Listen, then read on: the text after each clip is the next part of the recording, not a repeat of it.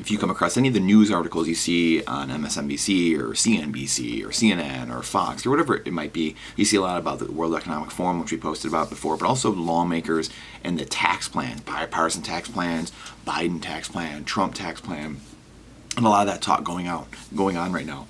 And let's just say this, we have our Bitcoin trading cards, which we talk about taxation is theft, one of the cards in there. And many of the taxes you pay, if not generally all of them, are taxes that you didn't agree on. Your guy didn't win, or something happened where you just had no say in what was going on. The millage continually going up on your property taxes, and property taxes having to be paid in the first place. There's many examples, and we're not going to go into it today, of private entities paying for roads, right? That's the one thing people are like, okay, how are you going to pay for the roads then, smart guy, if you don't tax people? Well, number one, you could have toll booths. Whoever uses the effing roads can pay for those taxes. Or, there obviously are, different things you could do, right? Private entities, though, if you want to get somewhere, if you want things done, do you think that maybe Amazon or these huge corporations that make their living off of the tax system or the road system might want that to get done? So you can see where I'm going with this. There are incentives, and I think that's the point of this video. The point of this whole video is moral hazard and just kind of economic hazard, and these, really places we put ourselves in. We talk about the government being the arson and the firefighter. We're constantly putting band-aids on bullet holes. And, people get into the nuance of things of, well, the tax cuts, they favor the rich, or, their tax credits for children and blah. Why do we have these things anyway? Why?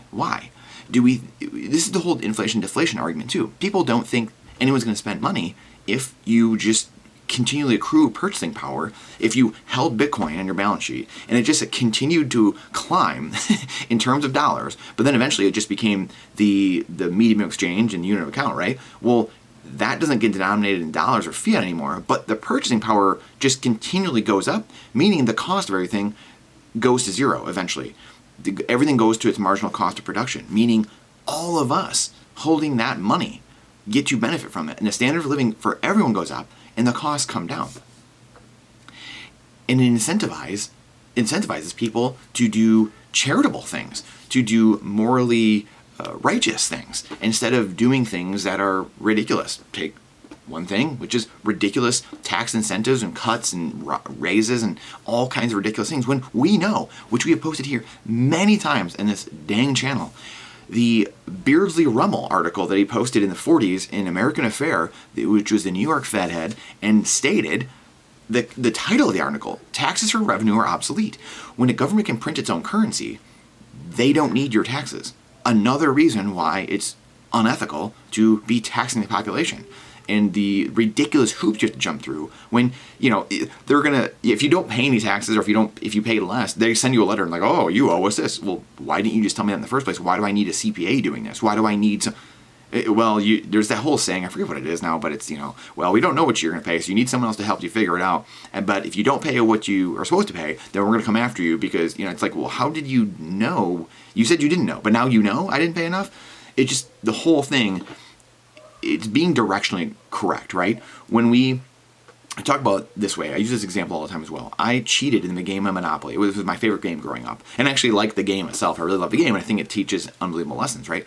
But I would try to be banker all the time as a kid when I'm playing with my siblings and stuff like that and friends. And I would steal cash from the bank all the time. I would do what the politicians do. I would launder the money. I would the Monopoly currency, I would launder it. I would steal it. I'd take more. I'd take 2 hundreds out instead of one, and I just keep doing. And then the whole game, right? If someone goes to zero, the bank goes to zero, you just start over again. That is how the system works. Moral of the story, though, is people, again, nowadays generally just think like, oh, none of these things, like everything's just good in the world. Like we're just going to be good. Yeah, people are good. Individuals are inherently good. But collective groups of people and like herds and governments aren't collectively good. They're not inherently good. They're generally actually the opposite of that. So you think me as a child, and I'm sure there's many other people who cheated at board games as kids growing up with nothing on the line. Do we really think that the people at Davos are doing this just out of the goodness of their heart? With all the fame, power, fortune at stake in the world, do we really think that the central bankers, the Jamie Dimons over there, Ray Dalio's all shaking Zelensky's hand and in Davos right now, oh, they're just doing this out of the goodness of their heart, guys? Oh, faith, hope, and charity. Ooh-wee. Like, come on. Like, seriously.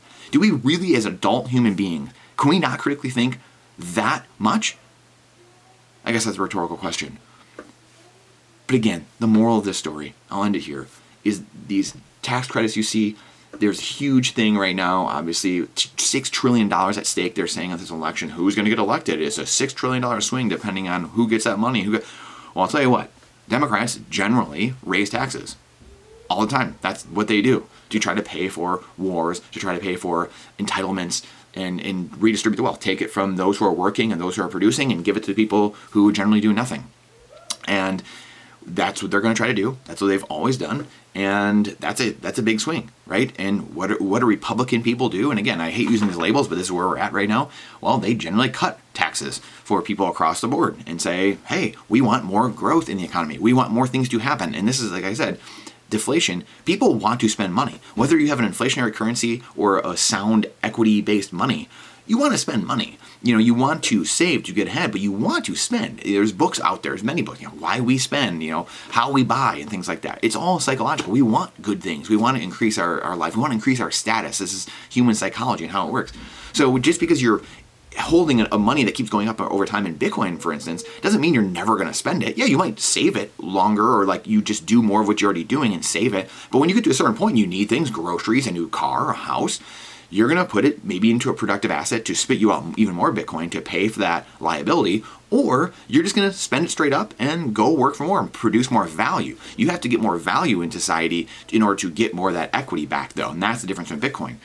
Inflationary currencies, like this guy who just gave, what's his name, Bill Ackman, he's over here touting, we need to get rid of DEI, the DIE program, diversity, equity, inclusion. You die, you go into this program and you die. And we're seeing this. We're having problems with planes and doctors and all these people that were brought on because of initiatives, government initiatives. We don't think about this moral hazard. We don't think about these things down the road. What can happen? We just think on the surface, short-sighted, instead of thinking long-term. What are the unintended consequences of this? That should be the government's middle name, is unintended consequences. Because there's no incentive for them to do anything long-term. It's only short-term. How can you get a vote for me now? So we have Bill Ackman over here just giving $1 million to a huge DEI proponent to face off against Biden. So the guy, he can just freely throw around millions of dollars because he knows he's going to get more of it just printed back, and he's going to get bailed out, and he's got the connections. That's the old world we're leaving. That is the old inflationary debt-based world we're leaving. We're entering a new world of decentralization, of freedom, liberty, of transparency. And this ain't going to fly anymore. Rent-seeking, grifting, not going to fly. The younger generations aren't going to have it. So this video's gone way longer than I thought. But please share this out, because the elections are starting now, the primaries, the taxes are going to become a big thing, the Davos is all in the news, but the moral hazard and the things we don't think about long-term are always the things that have much bigger ramifications. If you know you're directionally going the right way, I don't need to know the ins and outs. I don't need to know the ins and outs. I don't need to know, where exactly is the money going at the Pentagon, like the stories we've done before. Where is it going at the Blackstone? We've done those stories before about losing all this cash, and we don't know where it is, and they're underfunded, and they're trying to, we don't need to know. When the rules are not in your favor, and you're using, number one, a corrupt money, which has no rules, it's just based on rulers, it doesn't matter. I can therefore assume immediately that you're cheating. I can assume right away that you are cheating. And that's what government uses and weaponizes against you. Government collectives weaponize humans individually in knowing that, hey, humans are inherently good. They're not going to sit there and just think we're going to be doing these ridiculous things. They do it, and they know a lack of transparency is a great tool. As Jonathan Gruber, the Obamacare architect, said, which we've talked about here many times as well. You can go see that video, the minute video, him boasting about it. The lack of transparency and opaqueness is a great political tool. You can't make this stuff up, guys. Please share this out. I could keep going. Algorithm hates truth. And the only way we're going to disinfect the darkness is with light. I appreciate you. That's what we're trying to do here every day. I hope we get close to it. Question everything with boldness. That's the biggest thing. Question everything with boldness, even the existence of God himself. Trust, but verify what I'm saying. Please, let's do our own homework. Build community, though. Bitcoin, gold, silver, guns, ammo, security, firearms, energy, water, food, everything. Build community, the number one thing. This is not financial advice, it's freedom advice. We look forward to seeing you on the next one.